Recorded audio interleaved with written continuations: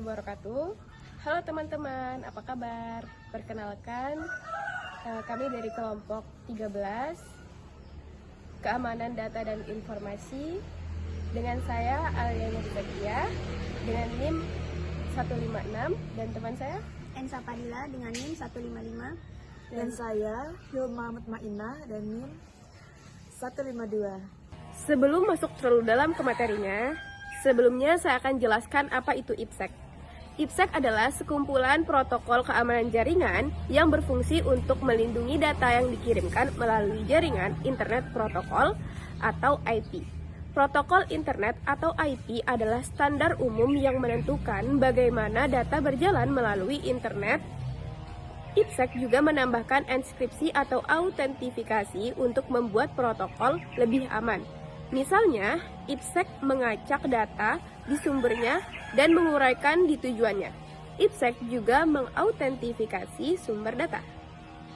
Selanjutnya ada fungsi dan tujuan IPsec, yaitu enskripsi data.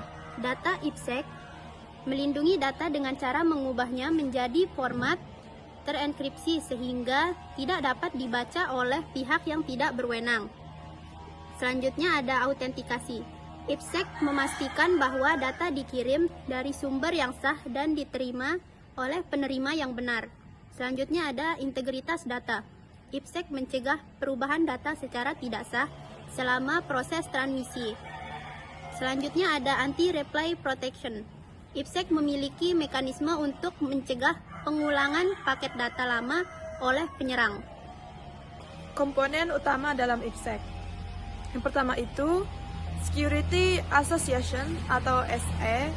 SE adalah kesepakatan antara dua pihak mengenai algoritma, enskripsi, metode autentik, dan parameter keamanan lainnya. SE digunakan untuk mengatur bagaimana paket, data diproses, dan diamankan selama komunikasi berlangsung. Dan yang kedua itu adalah Authentication Header atau EH. Authentication Header digunakan untuk memberikan autentikasi dan integritas data. EH tidak menginskripsi isi paket, tetapi memastikan bahwa paket tidak dimodifikasi selama transmisi dan berasal dari sumber yang sah. Encapsulating Security Payload atau ESP. ESP adalah komponen IPsec yang berfungsi menginskripsi isi paket data. Berbeda dengan AH, ESP memberikan kerahasiaan, confidently, sekaligus autentifikasi yang diinginkan. ESP inilah yang membuat IPsec banyak digunakan pada VPN modern. Kemudian ada Internet Key Exchange atau IKE. IKE merupakan protokol untuk negosiasi kunci enskripsi dan autentifikasi antara dua pihak. Proses ini sangat penting agar koneksi IPsec dapat dilakukan secara aman tanpa perlu membagikan kunci secara manual. Selanjutnya ada mode operasi IPsec. Yang pertama, transport mode. Dalam mode ini, IPsec hanya menginskripsi data pada payload atau isi paket tanpa menginskripsi header IP. Transport mode umumnya digunakan untuk komunikasi end-to-end, misalnya antara dua server atau antara perangkat klien dengan server. Selanjutnya ada tunnel mode. Tunnel mode menginskripsi seluruh paket IP termasuk headernya. Paket ini kemudian dibungkus dengan header IPsec baru dan dikirimkan melalui terowongan aman. Mode ini banyak digunakan untuk VPN, site-to-site, seperti koneksi antara kantor pusat dan cabang. Algoritma keamanan dalam IPsec. Yang pertama itu ada AAS, Advanced Encryption Standard, untuk mengekskripsi simetris yang cepat dan aman. Yang kedua, 3DES atau Triple DES, enskripsi 3 lapis dari DES yang lebih kuat dari DES tunggal.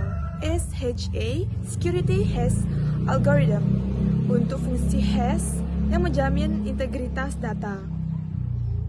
Dan MD4 5, instance digits 5, meski mulai ditinggalkan, masih digunakan dalam beberapa implementasi lama.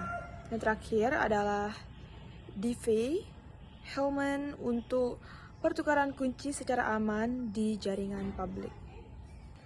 Cara kerja IPsec. Yang pertama, negosiasi SA, yaitu dua perangkat yang berkomunikasi melakukan negosiasi parameter keamanan melalui IKA. Dan kedua, autentikasi, yaitu kedua pihak saling memverifikasi identitas untuk memastikan keaslian koneksi. Yang ketiga, pertukaran kunci, yaitu proses pertukaran kunci dilakukan untuk enskripsi data. Dan keempat, ada enskripsi data. Data dikirim melalui saluran enskripsi menggunakan ESP atau AH.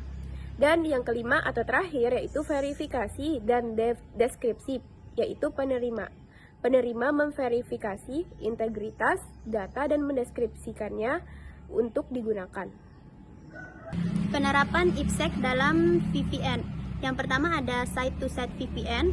Jenis VPN ini menghubungkan dua atau lebih jaringan lokal melalui koneksi IPsec. Biasanya digunakan oleh perusahaan dengan banyak cabang. Selanjutnya ada Remote Access VPN. Jenis ini memungkinkan karyawan atau pengguna mengakses jaringan internal perusahaan dari lokasi luar kantor secara aman. Keunggulan IPsec. Di masa mendatang akan ada cara untuk memberikan tingkat keamanan tinggi melalui enskripsi dan autentikasi. Yang kedua, mendukung IPv4 dan IPv6. Dapat digunakan untuk berbagi topologi jaringan. Compatible dengan berbagai perangkat dan sistem operasi. Dan yang terakhir adalah terstandarisasi oleh IETF sebagai interoperabilitasnya tinggi. Kemudian yang terakhir, kekurangan IPsec. IPsec memiliki kekurangan, yaitu salah satunya yang pertama, konfigurasi relatif kompleks dibanding protokol keamanan lainnya. Kedua, dapat memperlambat koneksi karena proses enskripsi dan deskripsi. Dan yang terakhir, membutuhkan perangkat yang mendukung IPsec agar dapat berjalan dengan optimal. Terakhir yaitu kesimpulan. IPsec merupakan protokol keamanan jaringan yang sangat andal untuk melindungi data dan komunikasi di era digital. Dengan kemampuan enskripsi, autentikasi, serta fleksibilitas penggunaannya, IPsec menjadi pilihan utama dalam implementasi VPN, komunikasi antar server, hingga koneksi ke layanan cloud. Bagi organisasi, instansi, maupun individu yang ingin meningkatkan keamanan jaringan, memahami cara kerja IPsec adalah langkah awal yang sangat penting. Penerapan IPsec yang tepat dapat memberikan perlindungan menyeluruh dari ancaman cyber yang semakin canggih. Dengan berakhirnya materi tadi, berakhir pula presentasi kita pada hari ini. Sekian dari kami, mohon maaf jika memiliki banyak kesalahan, dan juga semoga video ini bermanfaat bagi kita semua. Wassalamualaikum warahmatullahi wabarakatuh.